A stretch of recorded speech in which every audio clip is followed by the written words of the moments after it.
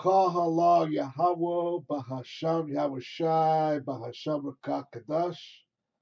Double honors unto the great men and leaders, the elder apostles of Great Millstone. Peace salutation unto the hopeful elect. Kwan Yashala, Lord willing. I am quite simply Yawasap and Abaratasa, Lord willing. This might get to be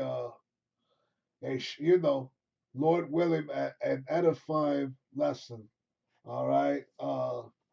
Tonight's topic, which may not be that long, I chose to entitle it "The Last Passover" with a question mark.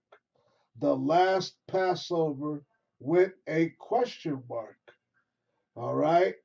And for those of you who might already be in this truth theme and you've been following, the apostle elders on down, all right, to other hard-working, devoted, diligent brothers like Abawan Gabar at GMS Awakening 144 Bar, Saints of Jersey too, and so on, then you might know that, we have a Passover coming up, and to my understanding, it will be from April 1st. That's right, April the 1st, which is right around the corner, April Fool's Day, all the way till April the 8th, if I'm not mistaken. All right, but yes, the Passover is quite near, and it is a very important, sacred, high holy day, for the Hebrew Israelites. All right, because it commemorates when the Lord first when the Lord raised up Moses, all right, to get his people out of Egypt, lead his people out from that first captivity in the old Egypt. All right, it's a very important high holy day, and Lord willing, I have a few scriptures lined up that will deal mostly with Passover. All right. I got the book of Exodus handy, book of Levi, and a few other scriptures, Lord willing, that relates, all right, to this the Passover holiday. All right. Uh, I entitled it "The Last Passover" with a question mark because, the way things are in the world right now, this whole Iran war situation, you know what I'm saying? I'm going to try not to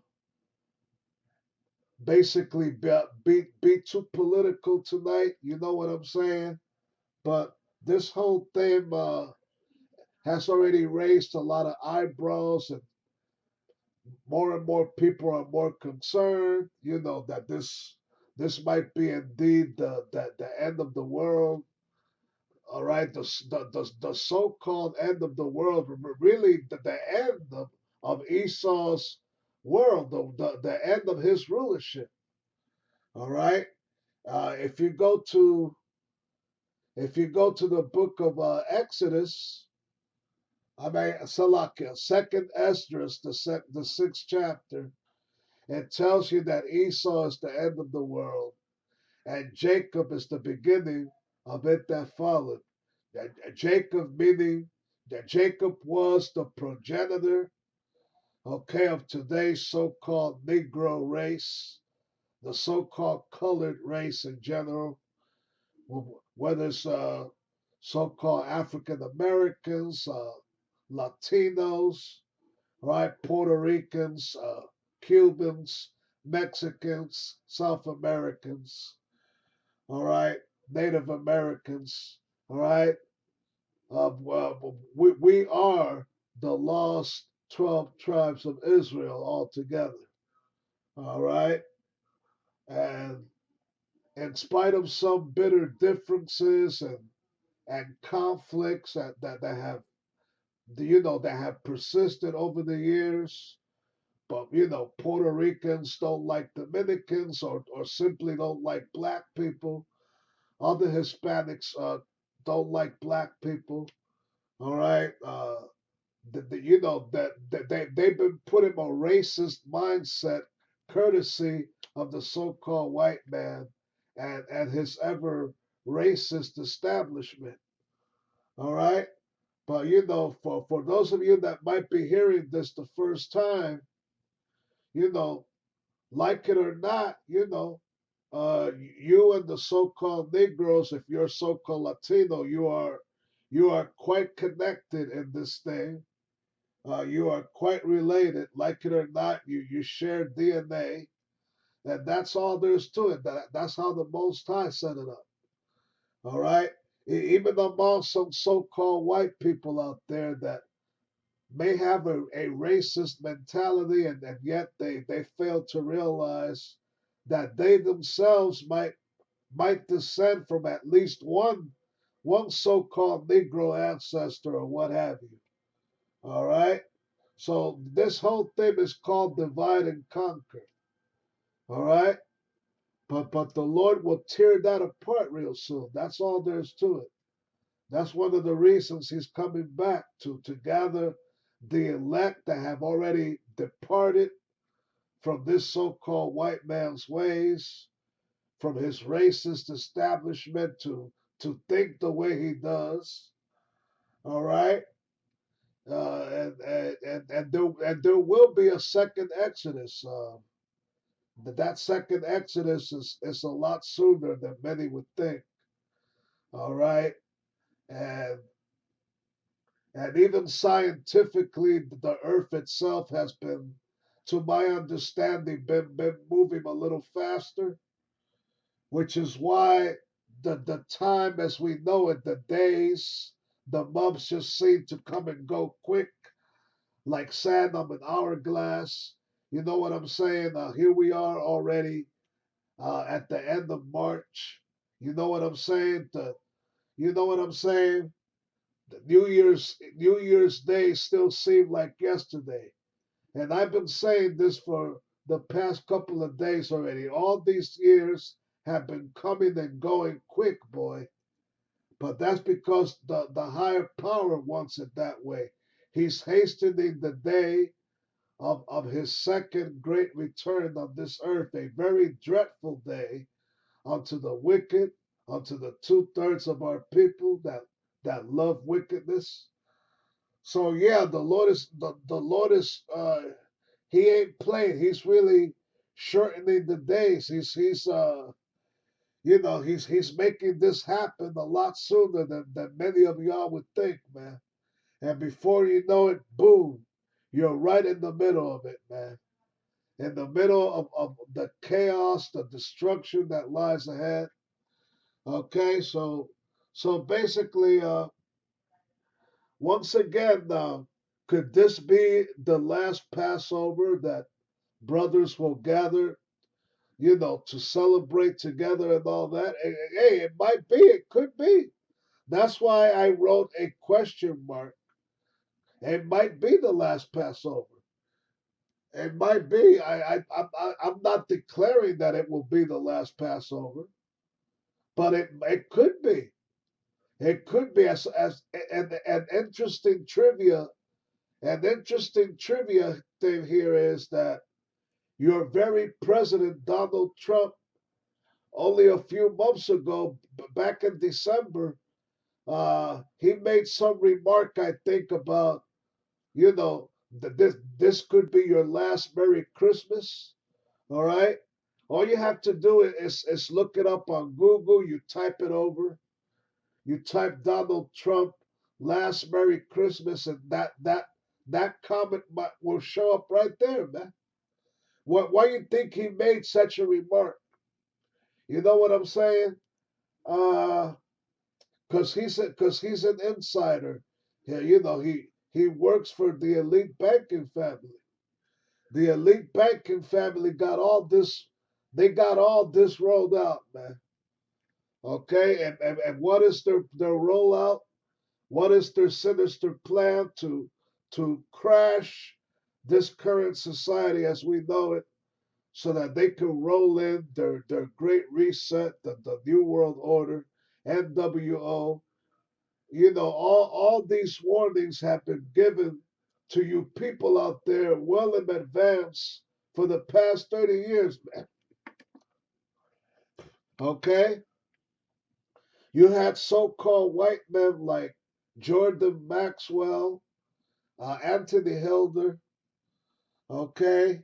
Uh, another one, Eustace Mullins, okay? The brothers of Great Millstone, I mentioned Eustace Mullins a lot. There's a few other names that I can't remember well right now, okay? But they were warning of this 30 years ago. You know, them names I mentioned, most of them were Illuminati members themselves. All right. They got sick and tired of that crap. So they came out and began trying to warn the rest of society, the American public, of what was really going on behind the scenes. And this was 30 years ago. All right. I used to see some of their programs myself way back then. All right. Lucifer 2000. All right. Millennium 2000. All right. And Millennium 2000, they clearly mentioned this computer chip that will serve as the mark that getting ready to be implanted in people's left hand or forehead, man. Okay? So that's why Psalm 64 says, you know what I'm saying? All right? That they shall make their own tongue to fall upon themselves. All right? So that was the prophecy. That was prophecy fulfilled already. Okay? And so-called white men like Jordan Maxwell, all right, Anthony Hilder, okay?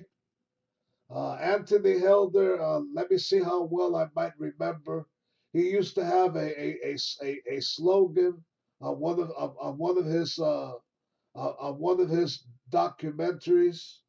All right, that there isn't anything that you have or ever hope to ever there isn't anything that you have or hope to ever have that they plan on not taking away to some extent, meaning that hey they're gonna take everything from the so-called American public, man, especially a nigger. All right, if you're a so-called Negro, you're number one on that hit list, man. All right, then they want to make you colored people, you know, they want to make you people super poor, man. Not poor, super poor. All right, super poor nigga poor, so you can understand. All right, that's what this NWO is all about, man. All right, but yeah, the you know things are a situation in this country right now is quite grim. It's about to get more grim. All right, let's just say that the outlook right now is really grim. All right. If you thought it was bad enough back in 2020, hey, you ain't seen nothing yet, all right? You ain't seen nothing yet. Ain't none of us really seen nothing yet. You understand what I'm saying? So, you know, you we need to just buckle up. You know what I'm saying? And hope and pray in the Lord, man. We're gonna need divine intervention in this thing. That's how bad. That's how bad and serious it's gonna get. All right. So only Lord knows. At the end of the day, if we might observe or celebrate the last Passover or not. All right. If this society may only have you know, only a couple of more months left.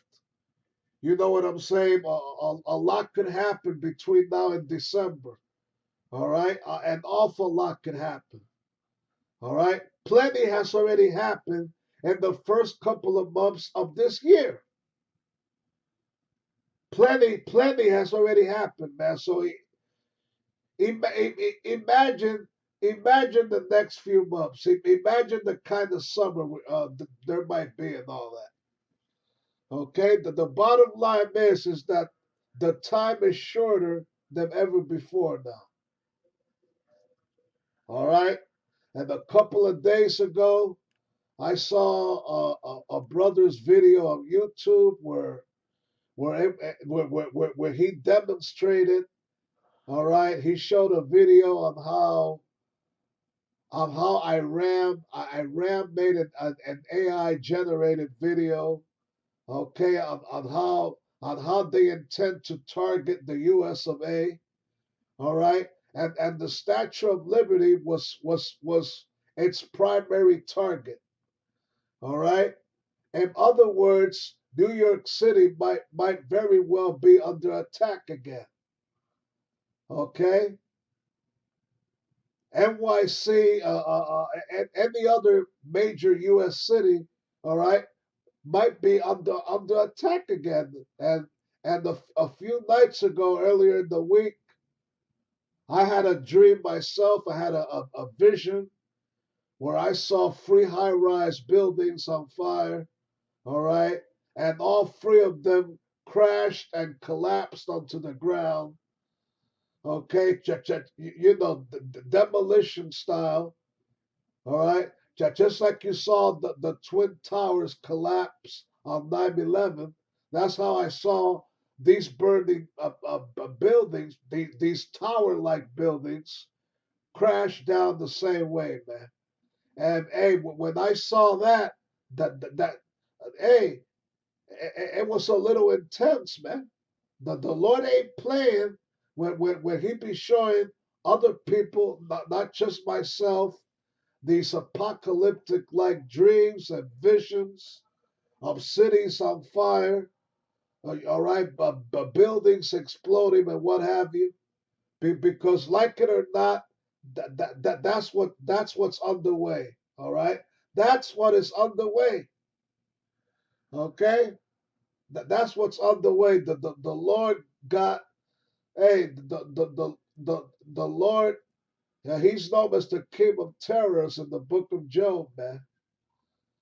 Okay, and even the Apostle Paul and the book of Second Corinthians, all right, tried to persuade his followers, all right, knowing therefore the terror of the Lord, we persuade men.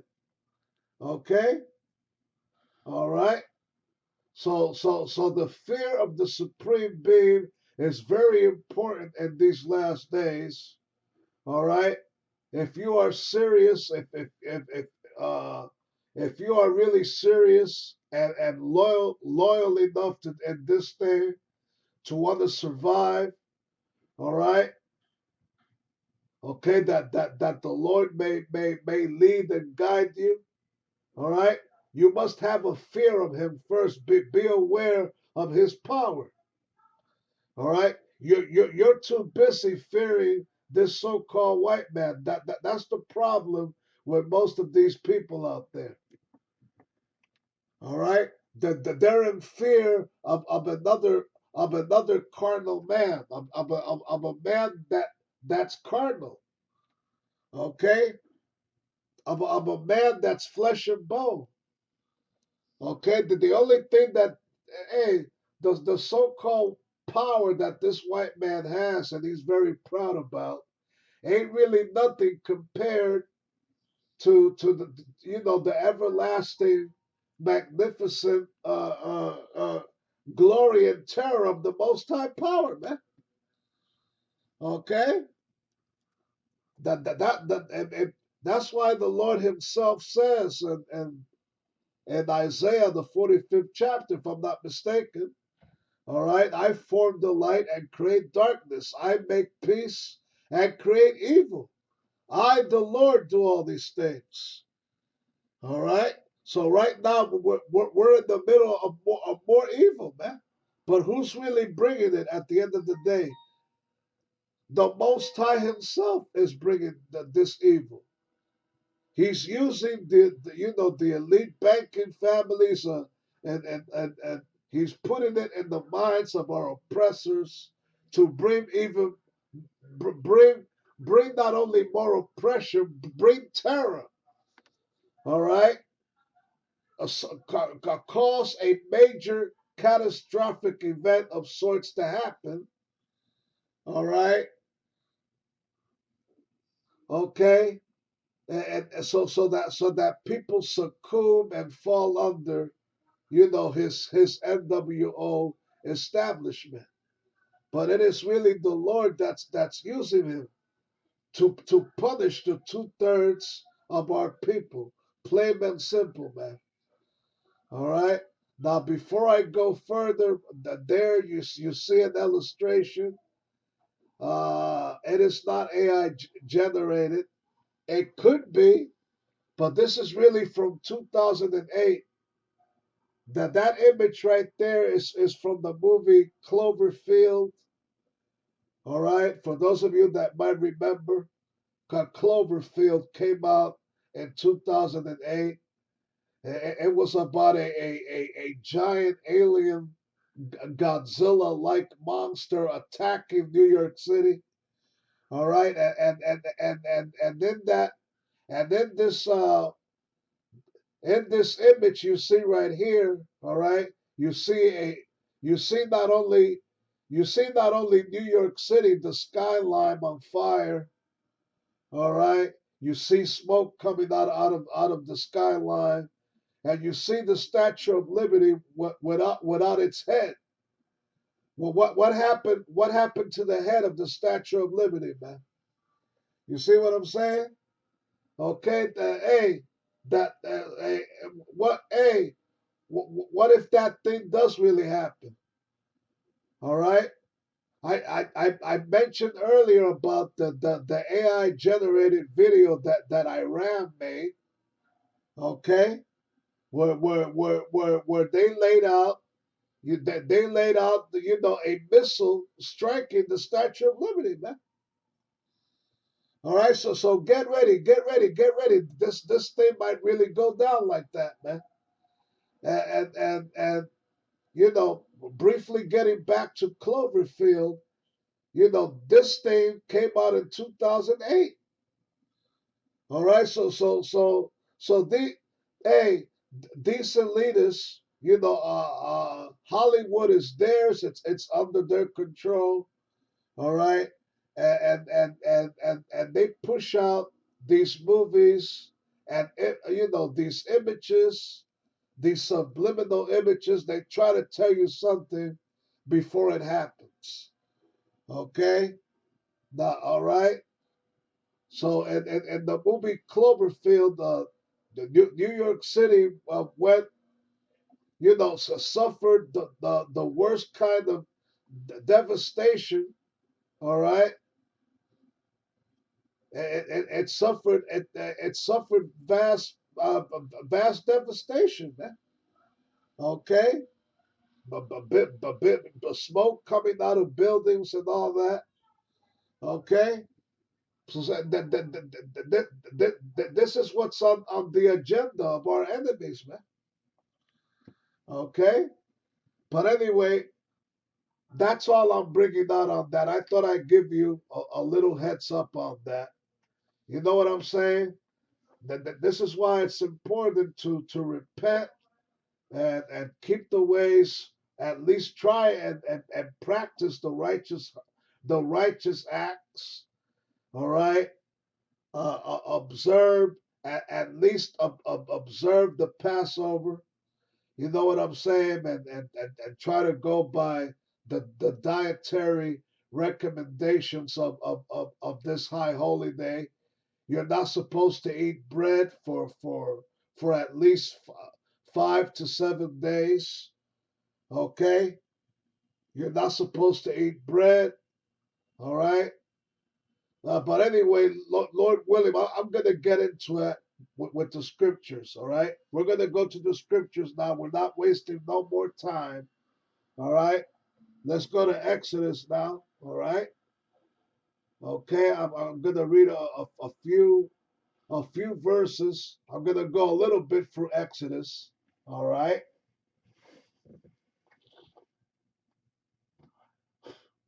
we're gonna go a little bit about Moses and you know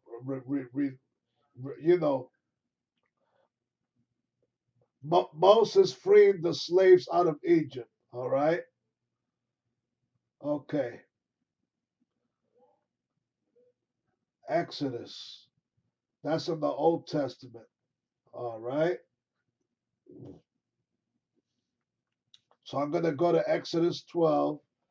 I'll start there.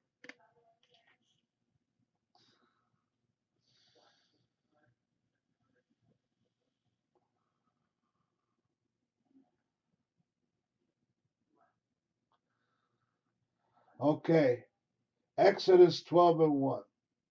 And the Lord spake unto Moses and Aaron in the land of Egypt, saying, This month shall be unto you the beginning of months. It shall be the first month of the year to you. All right, so that's talking about the time that we're in now, late March to April, if I'm not mistaken. All right, the month of April and the and the Lashawan Kadash or Hebrew language is known as Abib. Abib. Okay, look it up real quick. Abib. All right, that's how you say it. The real first month of the year is supposed to be April, not no damn January. Okay, so right now we are living under a system, all right, that goes by Roman, old Roman Empire ways, man, because this is really Rome all over again. It's a reincarnation of ancient Rome that's also getting ready to fall, getting ready to be destroyed forever. Okay, all right. So yeah, so that's the whole point. All right, April is supposed to be the first month of the year, not January. All right, because these months that we have observed now are really Roman calendar months. Okay, and these months that we observe now, many of them have, that they honor past Roman rulers. Okay, like Julius, if I'm not mistaken, Augustus, Julius and Augustus Caesar. All right, July and August, so you can understand. Okay, and some of these months are named after, if I'm not mistaken, Greek or Roman mythology gods. Okay, they honor them kind of elements with these months, man. March being a perfect example, named after the god of war, if I'm not mistaken. That's another reason this situation is heavy right now in the Middle East, man. Okay, so I'm going to continue. Verse 3: Speak ye unto the congregation of Israel, saying, In the 10th day of this month they shall take to them every man a lamb according to the house of their fathers, a lamb for an house. All right. So basically, the traditional meal of a Passover holiday, all right, the traditional meat that is should be lamb. All right. For those of you that could afford it, all right, a lamb, a lamb is what should be served on the table. Once again, for those of you that could afford it, all right, because we live in a society where right now, if If you think if you think things are expensive now, that they're about to get even more expensive, all right, with this oil and energy crisis, courtesy of the Middle East situation, as I mentioned earlier, all right. So there you go, all right. Verse 4. And if the household be too little for the lamb, let him and his neighbor next to his house take it, according to the number of the souls. Every man according to his eating shall make your count for the lamb. All right. So the lamb should be able to feed and accommodate everyone at the dinner table, pretty much. Okay. Verse 5. Your lamb shall be without blemish, a male of the first year. Ye shall take it out from the sheep or from the goats. So there you go. All right. I might read a verse or two more. All right. And ye shall keep it up until the 14th day of the same month. And the whole assembly of the congregation of Israel shall kill it in the evening. Now this is talking of how it was back in the ancient world, and it may go back like that again. Okay? Verse 7. And they shall take the blood and strike it on the two side posts and on the upper doorpost of the houses wherein they shall eat it.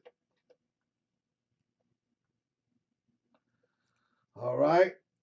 Eat not it, eat, eat not of it raw, nor sodden at all with water, but roast with fire, his head with his legs, and with the puntance thereof. And ye shall let nothing of it remain until the morning, and that which remaineth of it until the morning ye shall burn with fire. There you go. Okay? Verse 11. And thus shall ye eat it with your loins girded, your shoes on your feet, and your staff in the hand, and ye shall eat it in haste. It is the Lord's Passover. Verse 12. For I will pass through the land of Egypt this night, and will smite all the firstborn in the land of Egypt, both man and beast, and against all the gods of Egypt I will execute judgment. I am the Lord.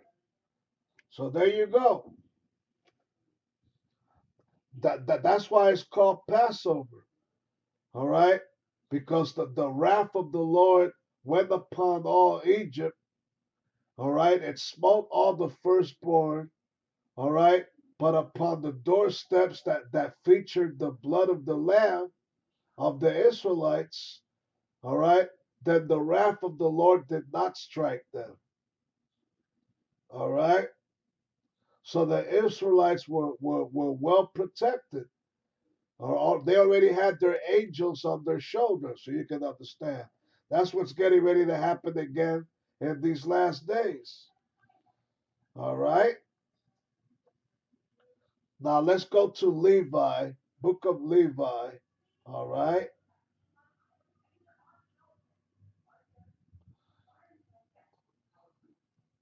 All right?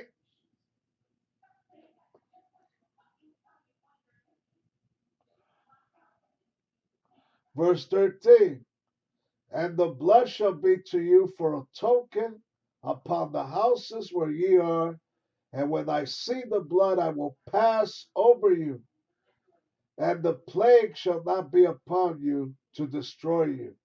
See, when I smite the land of Egypt. Verse 14. And this day shall be unto you for a memorial, and ye shall keep it as a feast to the Lord. Lord. throughout your generations. You shall keep it a feast by an ordinance forever.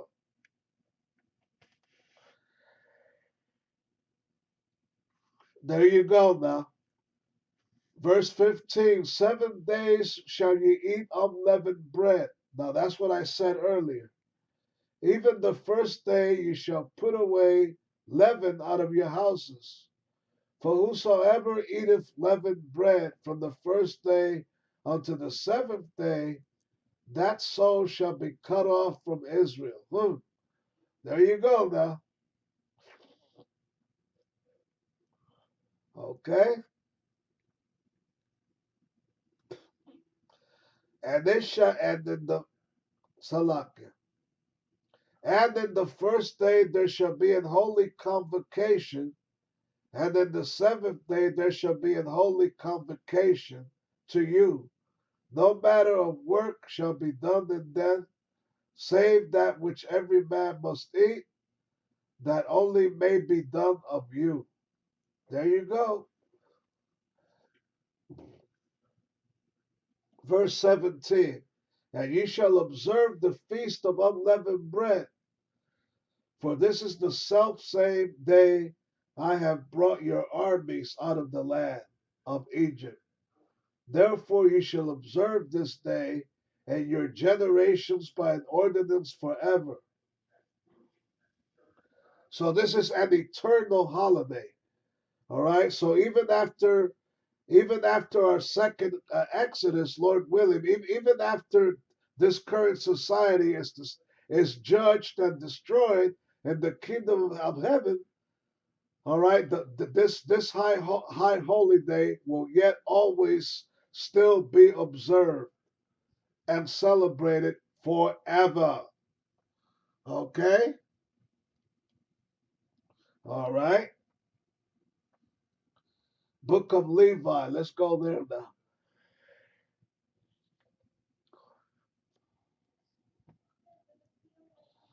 All right, so this is Leviticus 23. I'm going to read verses 5 through 8. And the 14th day of the first month at even is the Lord's Passover. All right. So, basically from a sundown. All right. And the Hebrew calendar, a holiday begins at sundown. Okay. And begins at sundown and it ends at sundown. All right. And the Passover's case, all right, after several days, 5 to 8 days, right? Okay, it ends at it ends at sunset, at sundown of that eighth day. All right, period. Okay.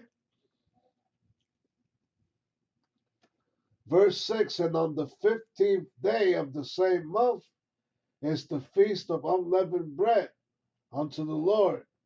7 days you must eat unleavened bread. So there you go. Hey, the Lord has he has his own set of rules. Okay? The people must eat unleavened bread. All right? It's not saying anything about you should. Must eat unleavened bread. Anything that's not Wonder Bread or Arnold bread, so you can understand. Okay? You must eat something like, for those of you that are sincere, all right, you must eat, it's okay to buy and eat some tortillas. Okay, those Mexican round disc tortillas that they're called. All right, yeah, those tortillas. You go to the supermarket, they're everywhere now.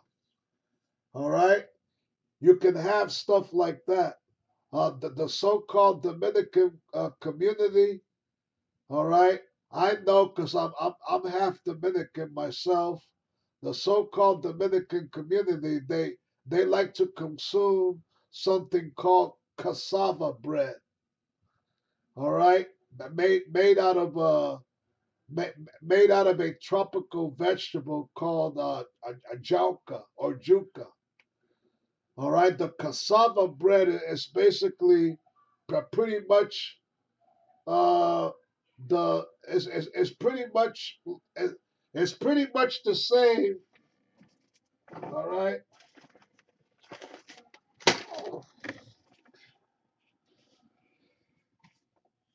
the cassava bread is pretty much the same or very similar. All right, to the matzo, the so-called matzo that the small hatters love to eat, the matzo bread. So the cassava bread is pretty much a pretty similar to that. All right. So that's the whole bottom line here. All right. Verse 23 and 7. And the first day you shall have an holy convocation. You shall do no servile work therein. Okay? And the first day of the Passover, you know what I'm saying? The Lord says not to go to work. You stay home. All right? Some brothers in this truth, they have no other choice but, like it or not, to make the commitment of going to work, or how they're going to keep paying the bills. You know what I'm saying? Living in this modern day Rome, right? But for those of us, that don't have a job, then that really should not be a hard thing to do at all. All right? Plain and simple.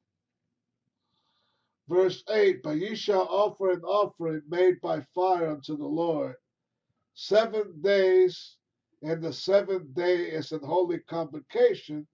Ye shall do no several work therein. All right?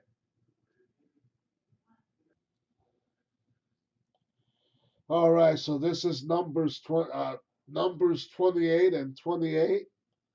All right, Salakia.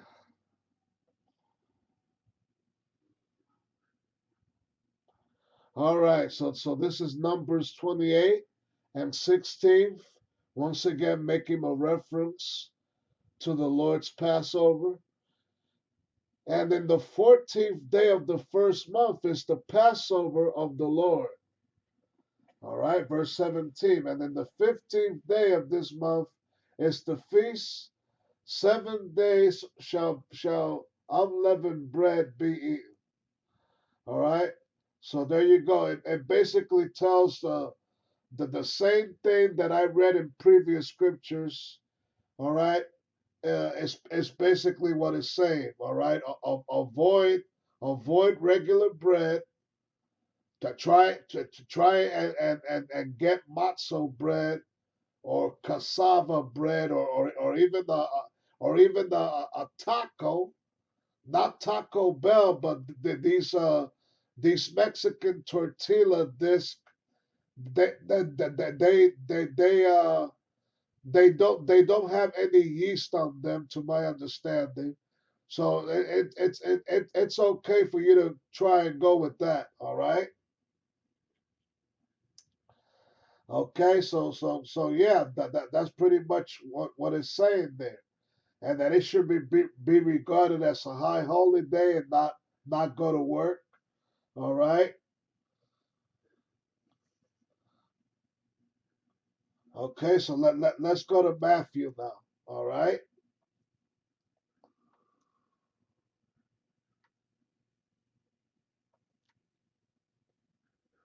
Matthew 26, and I'm going to read verse 14.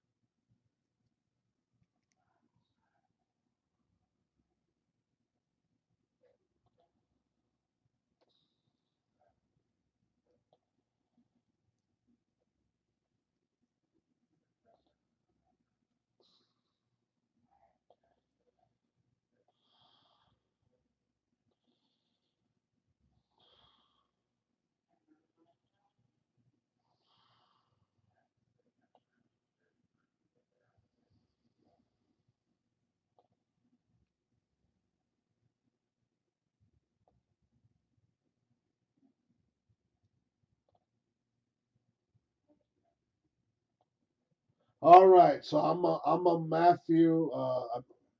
Matthew the 26th chapter, and as you see the bold highlighted letters there, words, the last Passover. All right, so I'm just going to read a little of it. All right, when the Lord knew that how Judas would betray him, and was really during the Passover holiday. All right, okay, Matthew 26 and 20. Now, when the evening was come, he sat down with the 12. And as they did eat, he said, verily I say unto you, that one of you shall betray me.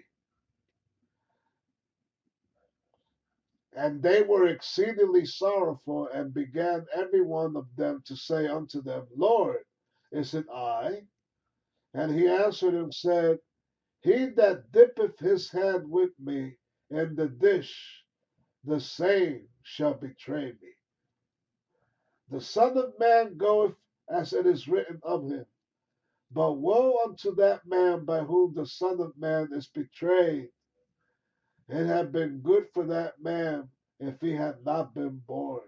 Oh my goodness. You see? Verse 25. Then Judas, which betrayed him, answered and said, Master, is it I? He said unto them, He said unto him, Thou hast said. All right? So Judas went on to betray the Lord and all that during the Passover. All right. So that's all I'm reading on that. Let's go to Jeremiah. Lord willing, I'll end it there. Okay. Jeremiah 16. All right.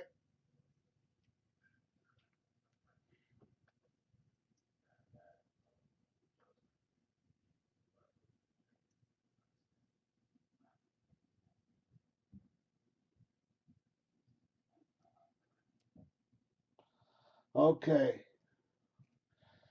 Jeremiah 16 and 14.